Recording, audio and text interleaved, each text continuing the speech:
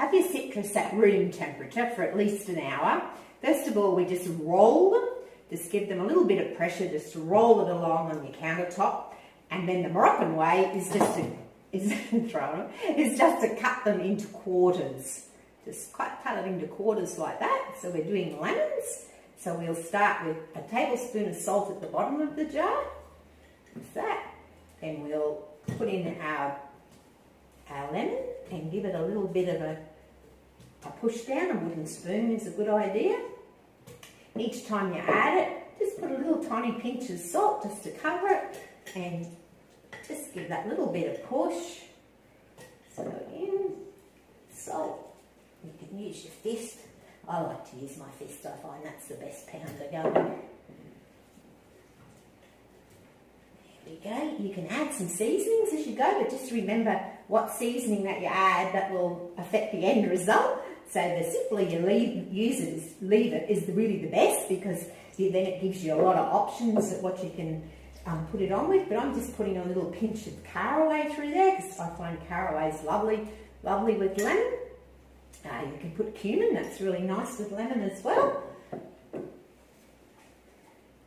just a little pinch. I'll just pop in a couple of little edible flowers there.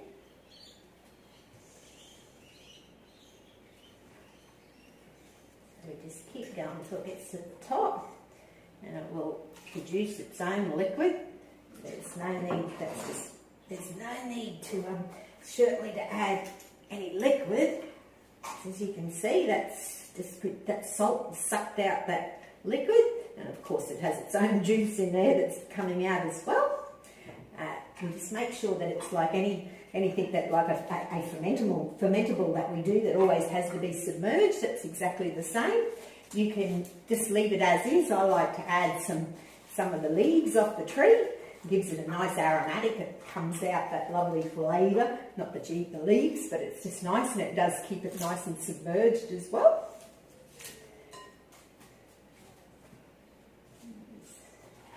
Add those down. Make sure that they're all covered. There you have. That's it, how quick it is to make some salted citrus. And it certainly will give your kitchen a wow. It takes simple food to sensational food. When you're using something sweet, like say an orange or a grapefruit, with the grapefruit, the finer the skin, the better, and the small grapefruit, not the really huge grapefruit, are better to preserve. The pinks and ruby ones are really good, but if they are a little bit sweet, or especially something like an orange or a tangerine, add some juice. Add some juice of like a lime or a lemon, because that will help with the acidity.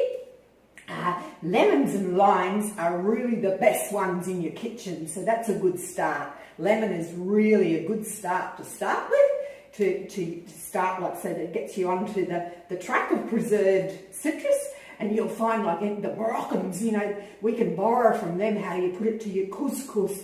You put it in with the stews, you know, with figs. It combines so beautifully.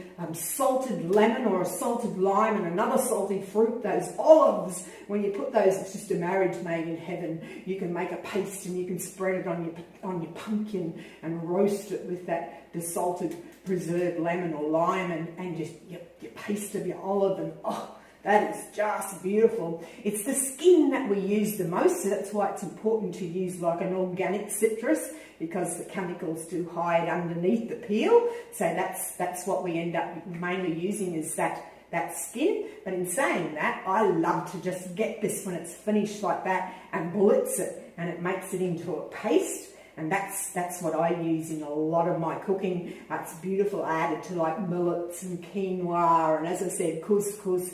There's just so many things that you can add it to. I've given you some tips and some recipes to get you started in your download, so you'll certainly be able to get there and preserve your citrus and get that kitchen factor going. There's even recipe there from Vietnamese salted lemonade, and to just using it in like with your chickens and with your vegetables.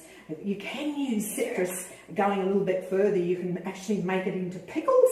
Like this one here is a pickled lime, and it even has like all the watermelon skin. So your leftover watermelon rind gets used in there, and it's a lovely little pickle. But at this